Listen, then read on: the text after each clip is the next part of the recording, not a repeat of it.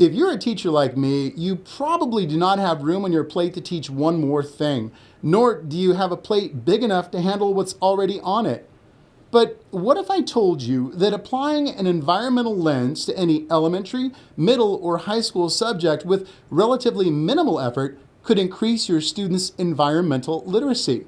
Hi, I'm Jim Bentley, a California public school teacher and a National Geographic Fellow. And yes, I am trying to sell you an idea, but not a product or a curriculum or a workshop. So just what is environmental literacy? It's an understanding of how we all have a personal relationship with the environment. From the air we breathe to the water we drink, we all depend upon and influence our planet. But let's just say an environmentally literate student or adult has the essential knowledge, skills, and attitudes it takes to make informed decisions that are both ecologically and economically sound. So, how might environmentally literate students behave? Last year, my sixth graders studied the impact of marine plastics on our oceans and asked what they could do to help reduce the 8 million tons of plastic waste that enter oceans annually. When they learned each second 1,500 plastic bottles were consumed in the U.S. alone, students focused on reducing the use of disposable plastic bottles by promoting water bottle filling stations in their community. They used ArcGIS Online to map where water sources could be found in our city, only to learn there were no reusable water bottle filling stations.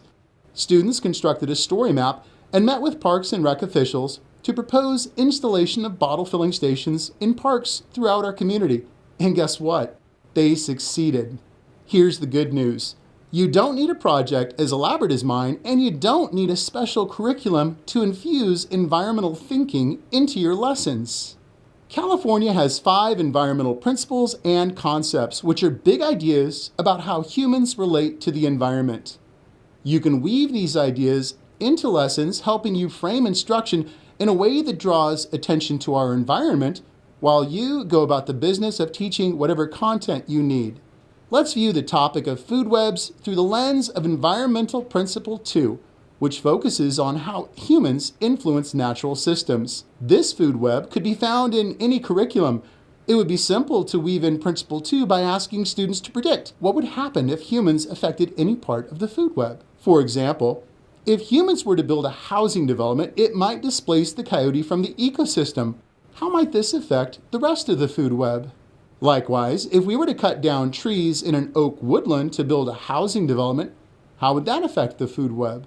Teaching with the environmental principles and concepts is like using a new lens to view academic content, and it's something you're going to see in the newest science and history social science frameworks and textbook adoptions in coming years.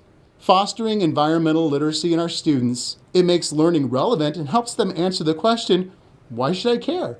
And more importantly, today's environmentally literate students will be tomorrow's leaders and stewards of our earth.